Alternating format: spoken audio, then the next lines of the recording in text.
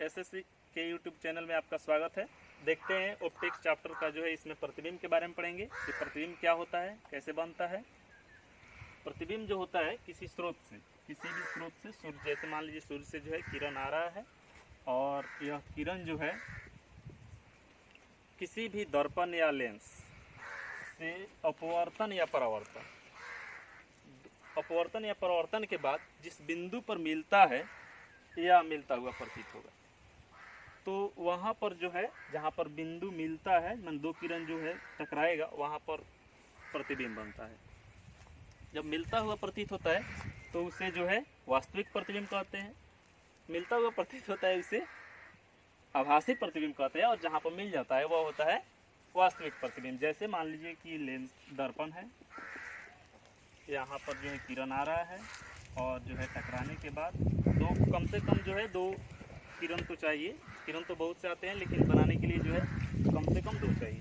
तो यहाँ पर जो है मान लीजिए कि आया और जो है टकराने के बाद इस बिंदु पर मिल रहा है, तो यहाँ पर जो है आपका प्रतिबिंब बन जाता है। ठीक है, तो देखते हैं दर्पण में ये किस तरह से प्रतिबिंब बनता है। दर्पण दो प्रकार के होते हैं, एक समतल दर्पण जिसका परावर्तक सतह समतल होता है, और दूसरा जो होता है गोलीय जिसमें दो होता है, अवतल और उत्तल। तो समतल दर्पण का कुछ देख लेते हैं गुण क्या होता है। समतल दर्पण में जो प्रतिबिंब बनता है वह वस्तु के आकार के बराबर बनता है, और जितना वस्तु से आगे रहता है उतना ही पीछे बनता है। इसमें जो है आभासी प्रतिबिंब बनता है, और इस पर जो है पार्श्विक रूप से उल्टा प्रतिबिंब बनता है, मतलब दाएं का बाएं दिखाता है। जैसे ये इसमें एच लिखेंगे तो वहाँ पर जो दिखाई देगा आपको ऐसे है, उल्टे दिखाई देता है। ठीक है, देखते हैं इस पर क्वेश्चन किस तरह से पूछता है। देखिए दिया है question, A man of height 1.8 meter stands in front of a large vertical plane mirror. Find the distance of the image from the man if he stands at distance of 1.5 meter from the mirror.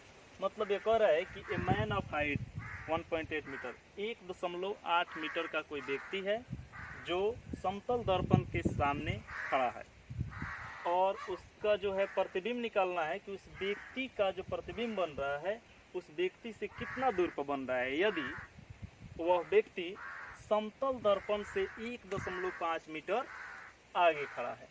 ठीक है, तो देखते हैं, मान लीजिए कि यह समतल दर्पण है और कोई व्यक्ति जो है यहाँ पर मान लीजिए खड़ा है वह। ठीक है, और इसकी ऊंचाई जो दे दिया है 1.8 मीटर इस व्यक्ति की ऊंचाई है, और यह दूरी है कितना 1.5 मीटर दूरी पर है। ठीक है, तो 1.5 मीटर दूरी पर है और कह रहा है कि उस व्यक्ति से प्रतिबिंब की दूरी जो है कितना होगा।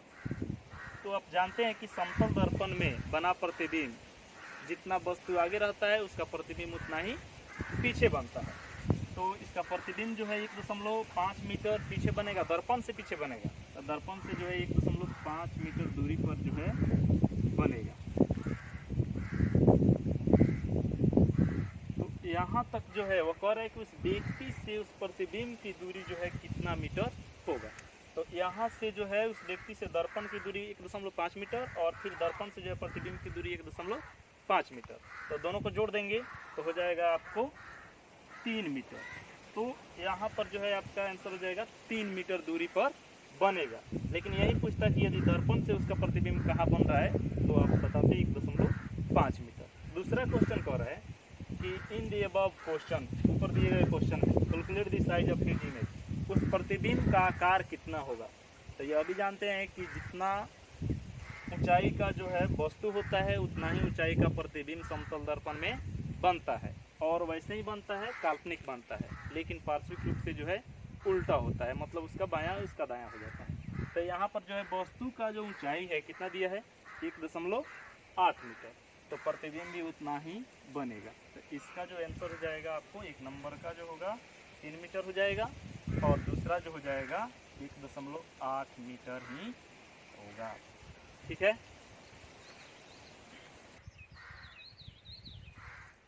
अब देखते हैं कि गोलीय दर्पण में किस तरह से प्रतिबिंब बनता है। तो गोलीय दर्पण में जो होता है दो भाग होता है, कनकेव और कन्वेक्स। तो पहले जो है कनकेव मिरर में देखते हैं जो किस तरह बनता है। इससे जो है आपको क्वेश्चन पूछता है 2-3 नंबर के लिए जो कहाँ पर रहेगा, तो कहाँ पर कैसे प्रतिबिंब बनता है। तो पहले देखते हैं 1 नंबर में, यदि वस्तु जो है अनंत पर है, वस्तु अनंत पर है, तब उसका प्रतिबिंब कहाँ बनेगा। तो अनंत से किरण जो आता है समानांतर होता है, और यहाँ से 2 किरण को लेकर बनाएंगे, बहुत से किरण को लेने की कोई आवश्यकता नहीं है। तो किरण आया और यह टकराने के बाद जो है एफ से होकर गुजरेगा। फिर यहाँ से भी किरण जा रहा है और दर्पण से टकराने के बाद जो है एफ से होकर के गुजरेगा, मुख्य फोकस से होकर गुजरेगा। तो यहाँ पर उसका प्रतिबिंब फोकस पर बनेगा और बहुत ही छोटा बनेगा, क्योंकि यहाँ पर जो है दोनों बहुत छोटा दिखाई दे रहा है, दिखाई नहीं दे रहा है, मतलब बहुत छोटा बनेगा। और जब सामने बनता है तो दर्पण से सामने जब बनेगा तो वास्तविक बनेगा और उल्टा ही बनेगा। फिर इसमें देखते हैं, तो यदि मान लीजिए कि अनंत और यहाँ पर जो है सी वक्रता केंद्र के बीच में कोई वस्तु है, तो उसका प्रतिबिंब कहाँ बनेगा। देखते हैं, यहाँ पर वस्तु मान लीजिए ए बी है, तो यहाँ से जो है प्रकाश जा रहा है और दर्पण से टकराने के बाद मुख्य फोकस से होकर के गुजरेगा।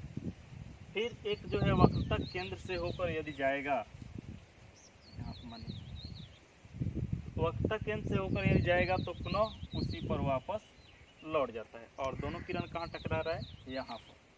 तो यहाँ पर जो है उसका प्रतिबिंब बन रहा है। तो ए बी का प्रतिबिंब जो बनेगा यहाँ पर बनेगा, ए डैश बी डैश मान लीजिए इसका इमेज है, तो यह जो है उससे छोटा और उल्टा बनेगा। एक बात याद रखिएगा कि जो वास्तविक प्रतिबिंब होता है हमेशा ही उल्टा होता है। जो रियल इमेज जो होता है वह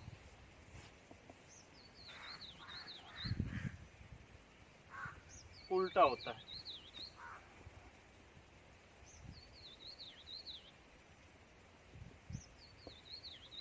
ठीक है, जैसे ही उल्टा बनेगा समझिए कि वह रियल है, और दर्पण से सामने जब बनता है तो वह जो है उल्टा और वास्तविक बनता है। तो यहाँ पर भी वास्तविक बहुत छोटा प्रतिबिंब बना, और यहाँ पर जो है और कहाँ बनता है, तो यहाँ पर देखिएगा सी और एफ दोनों के बीच में बनता है। पूछ देता है कि अनंत और सी के बीच में कोई वस्तु हो तो उसका प्रतिबिंब कहाँ बनेगा, सी और एफ के बीच में छोटा, वास्तविक और उल्टा बनता है। ठीक है,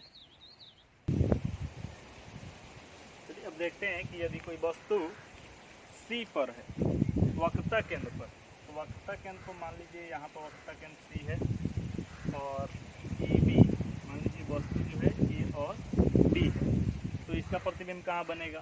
तो ए बी वस्तु है, तो यहाँ से जो एक किरण जाएगा, तो समानांतर किरण जा रहा है और टकराने के बाद जो है एफ से होकर गुजरेगा। ठीक है, तो यह एफ से होकर के गुजरा। फिर दूसरा किरण जो है,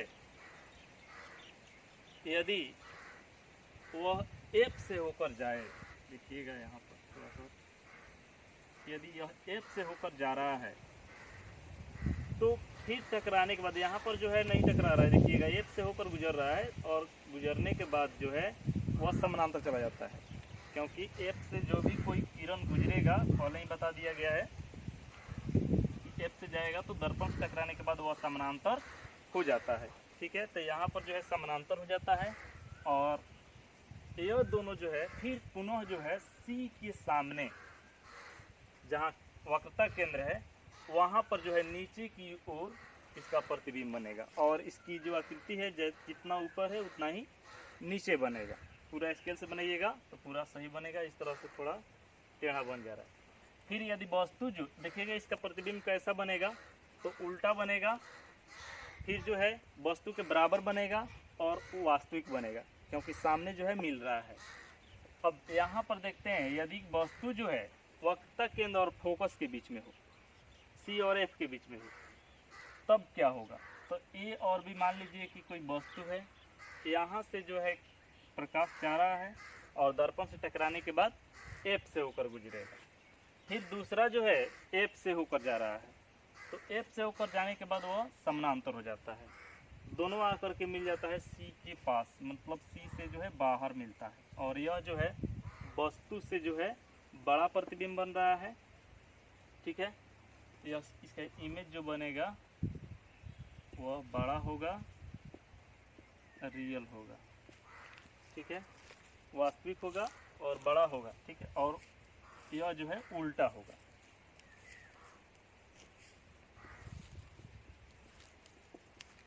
फिर इसमें देखते हैं यदि वस्तु जो है फोकस पर रहे, वस्तु फोकस पर रहता है तो कहाँ पर इसका प्रतिबिंब बनेगा। तो यहाँ मान लीजिए ए बी वस्तु है, इसका जो है किरण यहाँ पर गया, फिर दर्पण से टकराने के बाद जो है सीधे एफ से होकर गुजर गया। दूसरा एक किरण जो है यहाँ से दर्पण की ओर जाता है, जो सीधे सी पर गुजरता है, तो सी से जो किरण जाता है वह पुनः सी पर ही वापस उसी दिशा में वापस आ जाता है। तो यह जो है समानांतर हो जाता है और समानांतर जो है सीधे चला जाता है अनंत तक, इन्फिनिटी बनेगा।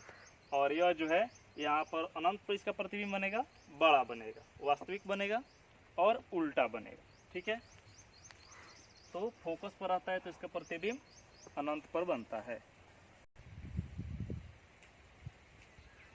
अब देखते हैं कि वह वस्तु जो है फोकस और ध्रुव के बीच में, मुख्य फोकस और ध्रुव के बीच में यदि कोई वस्तु है ए बी, तो उसका प्रतिबिंब कहाँ बनता है। तो एक जो किरण है समानांतर जाएगा और दर्पण से टकराने के बाद एफ से तो गुजरेगा।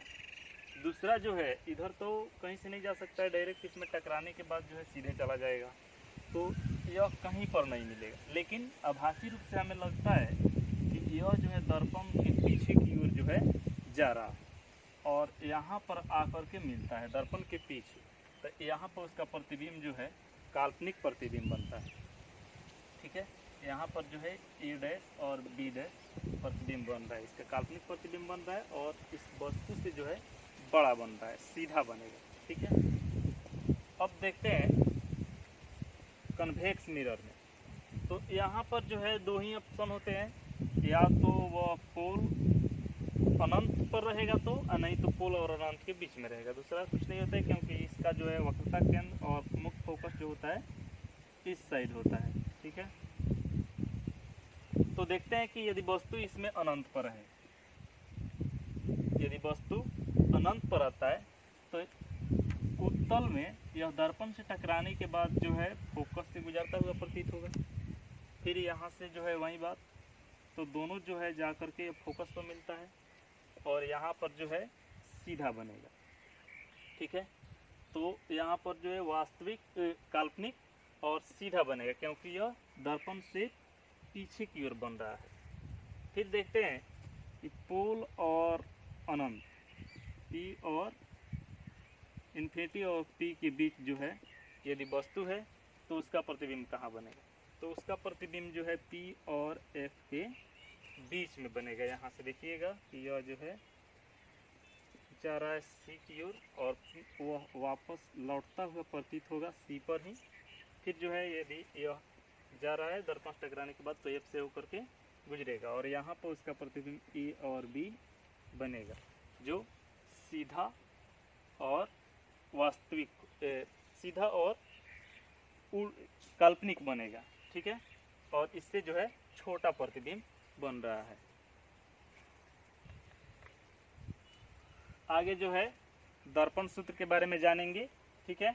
इसका जो है आपको पीडीएफ मिल जाएगा, वो जो है आप ले लीजिएगा, वहाँ पर मिल जाएगा आपको